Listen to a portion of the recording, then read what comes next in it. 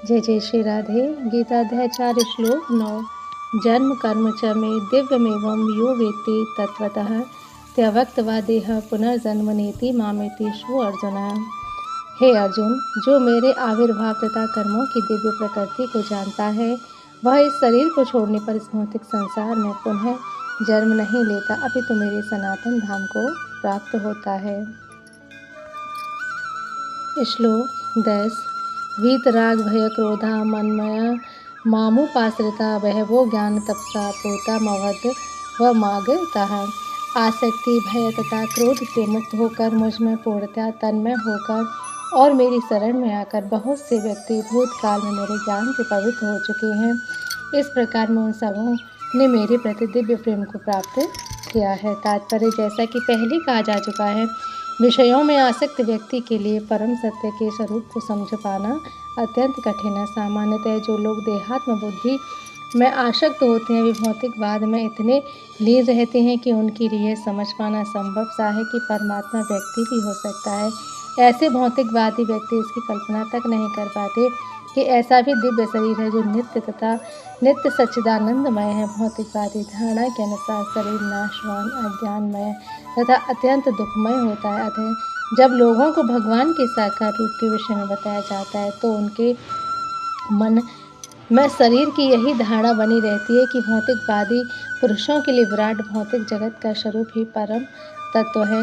फलस्वरूप वे परमेश्वर को निराकार मानते और भौतिकता में इतने तल्लीन रहते हैं कि भौतिक पदार्थ से मुक्ति के बाद भी अपना स्वरूप बनाए रखने के विचार से डरते हैं। जब उन्हें यह बताया जाता है कि आध्यात्मिक जीवन की व्यक्तिगत तथा साकार होता है तो वे पुनः व्यक्ति बनने से भयभीत होते हैं। फलतः वे निराकार शून्य में तदाकार होना पसंद करते हैं। सामान्यतः वे जीवन की तुलना समुद्र के बुलबुलों से करते हैं, जो टूटने पर समुद्र में ही लीन हो जाती। पृथक व्यक्तित्व से रहित आध्यात्मिक जीवन की यह चरम सिद्धि है। यह जीवन की भयावह अवस्था है जो आध्यात्मिक जीवन के पूर्ण ज्ञान से रहित है। इसके अतिरिक्त ऐसे बहुत से मनुष्य हैं जो आध्यात्मिक जीवन को तनिक भी नहीं समझ पाते। अनेक वादों तथा दार्शनिक चिंतन की विविध विसंगतियों से परेशान होकर वे ऊब उठते हैं या क्रुद्ध हो जाते हैं और मूर्खतावश निष्कर्ष निकालते हैं कि परम कारण जैसा कुछ नहीं। अतः प्रत्येक वस्तु अंततोगत्वा शून्य है। ऐसे लोग जीवन की रूढ़ अवस्था में होते हैं। कुछ लोग भौतिकता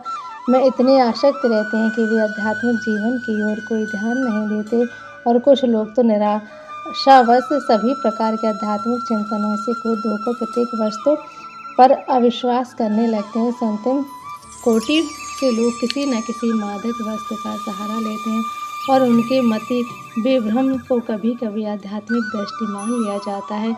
मनुष्य को भौतिक जगत के प्रति आसक्ति की तीनों अवस्थाओं से छुटकारा पाना होता है। ये है आध्यात्मिक जीवन की अपेक्षा, आध्यात्मिक साकार रूप का भय तथा जीवन की हताशा से उत्पन्न शून्यवाद की कल्पना। जीवन की इन तीनों अवस्थाओं से छुटकारा पाने के लिए प्रामाणिक गुरु के निर्देशन में भगवान की शरण ग्रहण करना है और भक्ति में जीवन के नियम तथा विधि विधानों का पालन करना आवश्यक है। भक्ति में जीवन की अंतिम अवस्था भाव तथा दिव्य ईश्वरीय प्रेम कहलाती है।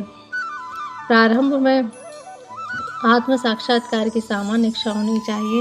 इससे मनुष्य ऐसे व्यक्तियों की संगत करने का प्रयास करता है जो आध्यात्मिक दृष्टि से उठे हुए हैं। अगली अवस्था में गुरु से दीक्षित होकर नवदीक्षित भक्त उसके आदेशानुसार भक्ति योग प्रारंभ करता है। इस प्रकार सद्गुरु के निर्देश में भक्ति करते हुए वह समस्त भौतिक आसक्ति से मुक्त हो जाता है। उसके आत्म साक्षात्कार में स्थिरता आती है और वह श्री भगवान कृष्ण के विषय में श्रवण करने के लिए रुचि विकसित करता है। इस रुचि से आगे चलकर कृष्ण में आसक्ति उत्पन्न होती है। जो भाव में अथवा भगवत जो प्रथम सोपान में परिपक्व होती है, ईश्वर के प्रति प्रेम ही जीवन की सार्थकता है। प्रेम अवस्था में भक्त भगवान की दिव्य प्रेमावृत्ति में निरंतर लीन रहता है। तो भक्ति की मंद बुद्धि से प्रामाणिक गुरु के निर्देशन में सर्वोच्च अवस्था प्राप्त की जा सकती है और समस्त भौतिक आसक्ति व्यक्तिगत आध्यात्मिक